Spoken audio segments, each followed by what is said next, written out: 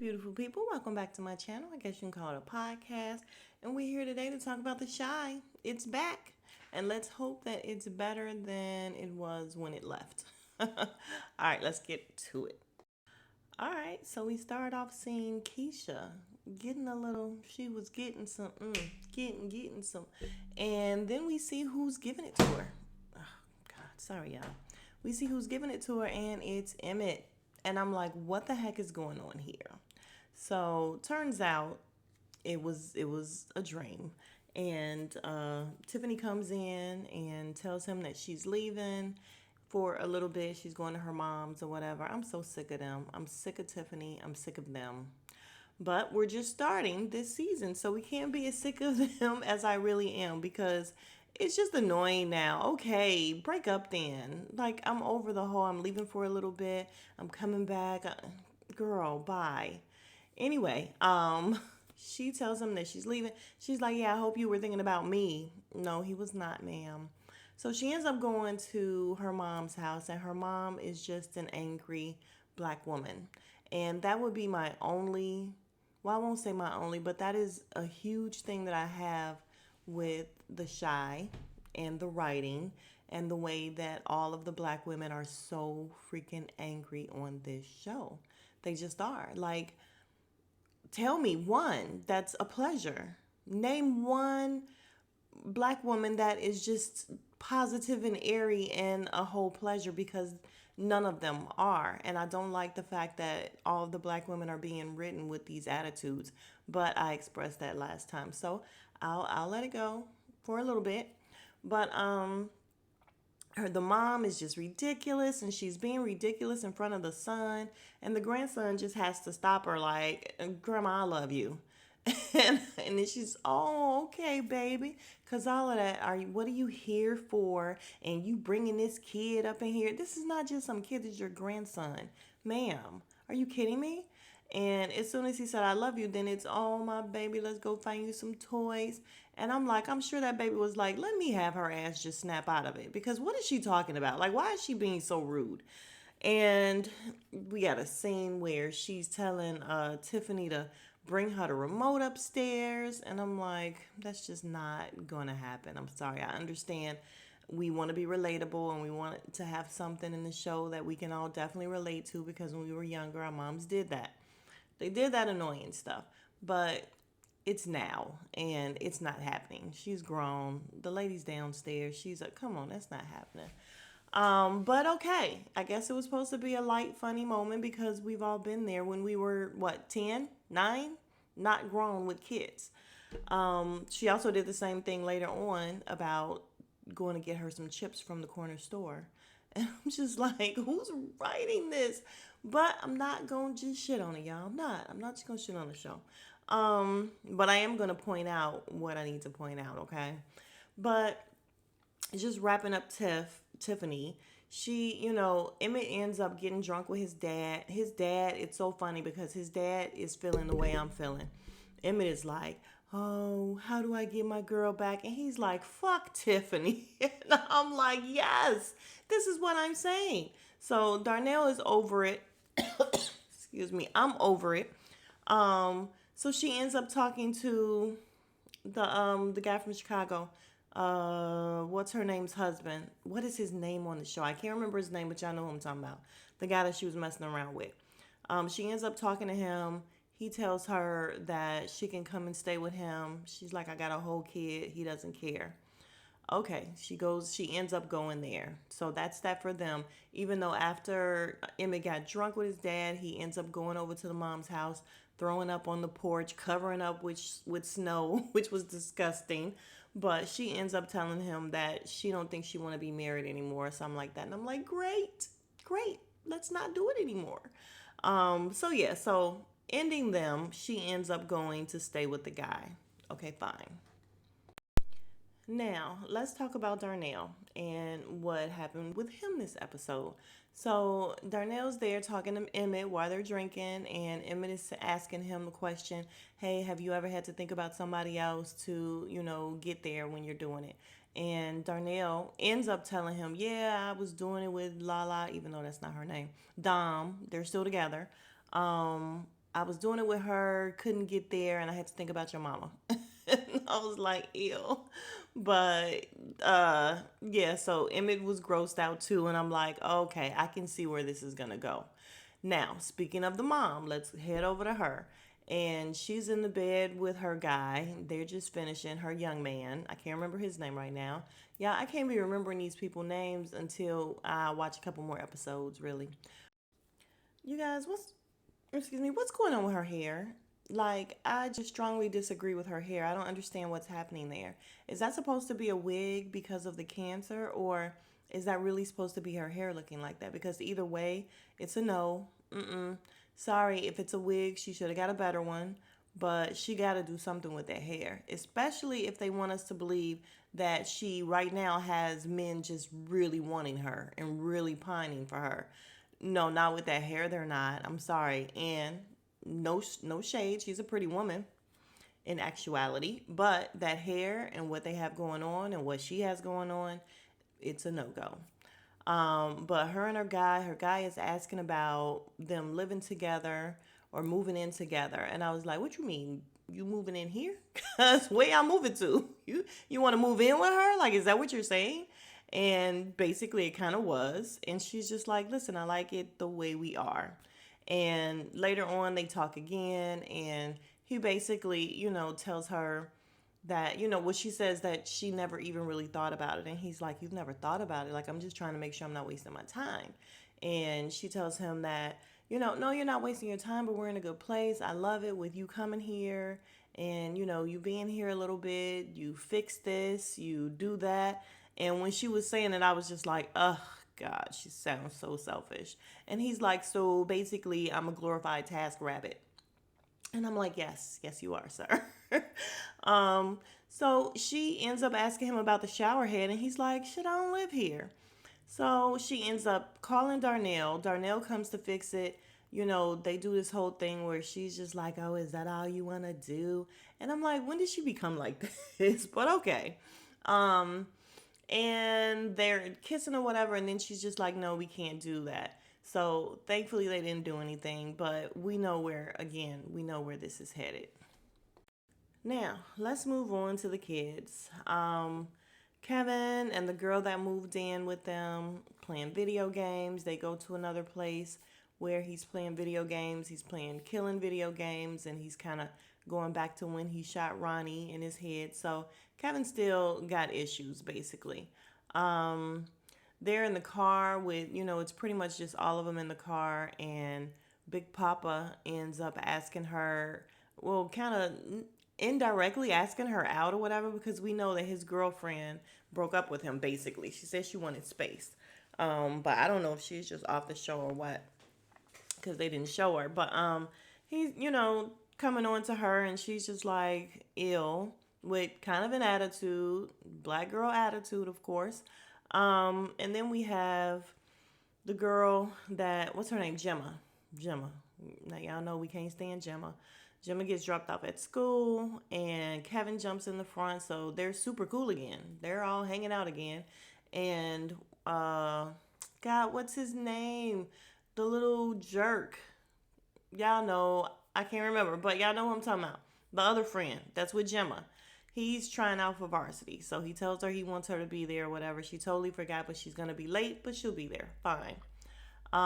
So wrapping them up, they go to the tryouts, and he's terrible. He's like awful. And Big Papa's in the stand like, did he know he was that bad when he, talked about trying out? So he basically, come to find out, he just didn't even practice. He just felt like he was going to get on the court and be fine. And that made no sense whatsoever. But they go in the hall, him and Gemma. She's trying to cheer him up or tell him it's okay. And he's just like, "I don't have shit going on," basically. But in the meantime, he's still being really shitty to her. So she's just like, "Listen, I ain't really, I ain't do nothing to him." When she was talking to her dad later, her dad came talking to her, she took a mental health day off for school. And it's so funny because I be doing that with my baby, y'all. When she either, and she don't do it often because her work ethic is great, but I'm just like, "Listen, take a mental health day." I don't care. Even in high school, take a mental health day. I don't care. So yeah, that was funny. And then the dad comes in. I love the conversation he had with her where he's just like, "Listen, we live together right now. You're going to move out soon. We're not going to even see each other as much as we are now, and we barely talk." And I can totally feel him on that. Me and my baby, we talk, but to be living in the house together or whatever, we have our sessions, like right after work where we have our talk sessions and we talk about the day and we talk about everything. But we don't do any sitting around watching TV and everything because she's not a TV person. But I mean, we have our time, but it's not as much time as I would love because I just love her. But anyway, so Jim was just telling the dad that, the guy was just kind of shitting on her a little bit, and she's not gonna let him just talk to her any kind of way. And he's like, "You better not, because I didn't, teach you to be that way. That's not how I brought you up, so that's not how you're gonna do for sure."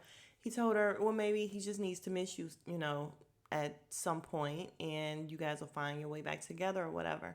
And she agrees. So I guess maybe they're going to go and have a little space. I'm hoping she doesn't go fooling around with Kevin again or playing with his head, because we already know Kevin is not all there still. And excuse me. Speaking of relationships and things, what's her name? Keisha tells her mom and Dre, that's her name, right? That she wants to live on campus. She wants to go take the baby, live on campus. Her mom disagrees. She's very concerned about her grandson now. Remember, she wasn't too keen on Keisha keeping the baby, but of course, she's, all into her grandson now. So she's very concerned about that. Keisha's ready to start over, ready to do something new. What's her name? Tiffany ends up coming there to go with her to look at the dorms and everything. And I'm like, how crazy is that? That you're now friends with her. Like, unfortunately, I feel bad for Emmett, but if you really think about it, Emmett was so freaking out there. He's so freaking out there. Remember when Tiffany was friends with Dom? Then you found out your husband ended up fucking Dom. So now you're friends with Keisha. You already know that your husband was fucking Keisha. Like when was season 1 or whatever. That's how y'all know each other and everything. Is small little town. And yes, he was fucking around with Keisha. But now they're friends, and she of course does not know that he is still or is currently dreaming about Keisha and getting with Keisha or whatever, because we know that they had a connection. He was always there for her. No matter what Keisha was going through, she could always call Emmett, and Emmett would always be there for her, which it's so crazy because Emmett has never been just a shitty person. Um, he's always been a decent person, just a dog, really. Like he's just not great with women. Um, yeah, I'm sorry. It's just so many fireworks going on right outside my house. It's like they're in my freaking driveway. I don't understand what's happening. But I'm just gonna suck it up because what else can I do?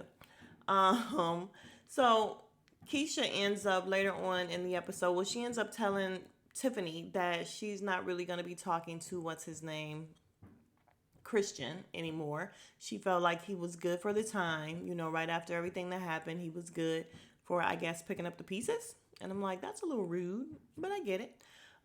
So she ends up later on in the episode calling and leaving him a voice note telling him that she really respects him. She really loved the time that they shared together, and he made her feel better and all that. But right now she's trying to focus on herself and her son, and she's trying to do something a little different, and talk to you soon. And she was very grown up about it because she said, I wanted to leave a voice note so that it's not like a text message. I want you to hear my tone. And I've done that a lot. Not break up with people, but I've called people or left voicemails and things because I say, which is very, very important, you need to hear my tone. You need to hear that I am not upset. I am not bitching at you. I mean, because anything can be interpreted any kind of way when you are just, typing and you're reading the text or you're reading an email or you're reading something, you are going to read it in whatever tone and frame of mind you are in at the time. So I respected the fact that she did that, but why she couldn't just call and talk to him? I mean, I get it. She's probably a little scared, but ends up later on in the show, because I'm gonna wrap up Keisha. She finally hears back from him, and he's very, oh my god, what he said was just so sweet, and it was just so it was so sweet. Like, I wish I could say it verbatim because it was so sweet. Like, basically he was just saying that, he was happy he could be there for her, and he really is a good guy, even though he knows, some people thought he was weird. A lot of people thought he was up to something. And it's very hard to be a good guy, basically, and a good black guy, because a lot of people just don't think they exist. And the whole thing, I was just like, because y'all know last season, everybody, and y'all know I watch reviewers as well, we were all just like, is there something up with him? Like, what's going on? Like, he was really coming off too good to be true. So I feel like this was the writer's way. Like, I feel like they heard all the noise about what's going on with him, and just wanted to wrap him up in a nice way. Like, yeah, good guys do exist. And that's what he said. He was like, I hope that at some point you really do meet another good guy, because we are out there. And I know that your son is going to grow up to be a good guy as well. Very touching. Very, Christian, kudos. Like, he was only on for a little while, but very nice. And I love the way that they wrapped him up. All right, so I think the last person to wrap up would be Trig, right? I talked about everybody else. I don't want to leave out the fact that Kevin and Jamie, his name is not Jamie. I can't remember that little boy's name. Um, y'all, y'all probably can't hear these fireworks, but when I tell you it's driving me crazy, hold on. Okay, so Rashad and Trig are at the field house or whatever it is that the lady who used to go with Ronnie, who her son was killed, um, she came up with this space for kids or whatever, and two kids are fighting. She runs to them, she breaks them up or whatever, and Rashard body slams the shit out of one of them. Like, he looked like he was about to have a seizure or something. So they take him in the office, they're talking to him, they're doing some kind of a war over a turf war. And, Rashad and Trig trying to talk to him like, listen, this is not your street. It's not really your turf. So Rashad's letting them know he did 10 years for some, BS. And they want them to come back and volunteer to help. She's like, no, no, no, I don't want them in here. And I'm like, well, what are they doing in there if she don't want them in here? Like, they were already in there. And come to find out, one of them was the one that killed Coogee. Was it Coogee? No, killed Ronnie. And I'm just like, if you knew that immediately, you wouldn't want to deal with him. If she knew that immediately, I don't see how it was like, oh, okay, let's go have a conversation in my office or whatever. So, okay. So with Trig or whatever, he ends up telling them to come work. They leave. She don't really want him there anyway, so it's fine. So then he's at Emmett's restaurant asking about, he wants to propose to Imani. He wants to do it there. So he's talking to Emmett, and, they hear his car. So turns out some kids threw a brick in through his window, Trig's window. He chased them down the alley and starts beating up. It's this same kid. So he's beating them up, choking them, and he's about to choke the shit out of him, because we find out that the name Trig came from him being trigger happy. And so we already knew that, though. We already knew that Trig was street. Like, he did, that's nothing new to him. He had a little change of heart and came back for his brother. So we get that. But people were recording it. They put it online. Ends up that Imani ends up not coming back to um, marry him or even get engaged, because she saw the tape, or she saw the viral video. And I'm just like, I don't know. She knew what he was before. So I don't know. And then the type of connection that they had, why would she not, like he said, why would she not tell me herself? It was just weird the way they did it. And I understand that the lady's not there anymore and she's off the show. And I mean, I guess it's great they didn't kill her off or whatever, but they could have found something a little different. I mean, something. She could have told him on the phone. She could have, like, anything. But for them to make it seem like she didn't know that he was a violent guy and she wouldn't tell him herself, she just wasn't that type of person. Her character wasn't like that. She wasn't a punk. She wasn't scared to tell him, no, thank you, or I think you fucked up. So I don't know. I mean, maybe they're still working out some kinks, but anyway, she's off the show. She's gone, so that's fine. We ended with the lady. I can't remember her name. It's the same lady who owns the little place, the field house or whatever. She opens her door and the old guy. Now, I am totally lost on who he is. I can't remember who he is for real. I just remember the guy that walked up after him saying he came back for her. And the other guy said he came back for answers or to finish what he started, something like that. Yeah, I'm just confused as to who he is and why they're together. And I think didn't they used to have beef though? Like, yeah, we're gonna have to see what happens in the next episode on why they're together, and maybe they'll give us a reminder of who the old guy was. And I hate calling him the old guy. Um, y'all know who I'm talking about. But yeah, that was the episode, and it wasn't bad. It was entertaining. We know the characters. We love the characters. They're doing something different with a few of them. Um, and I guess we'll just have to see where everything goes. But if you are still here, I appreciate you. And if you have not already, please consider subscribing. That would be nice. Thank you. I'd appreciate it. And for all of my MVPs that are still here, thank you very much. And I will see you guys in the next video. Smooches.